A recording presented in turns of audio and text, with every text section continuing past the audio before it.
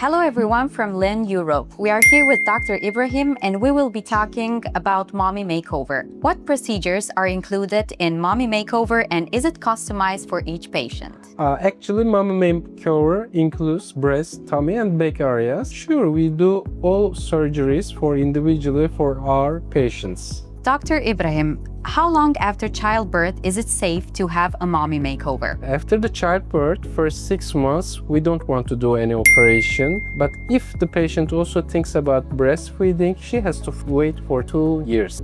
Does having multiple procedures in one surgery affect the recovery process? We mostly do combination surgeries, multiple procedures in one session, mostly in our daily clinic. If the patient clinic status is good and the safety, our anesthesia doctor said that everything is okay and safe for the patient, sure, doing these kind of multiple surgeries in one session is much better for the patient. Thank you very much, Dr. Ibrahim. It was a pleasure having you here. For me too, thank you very much.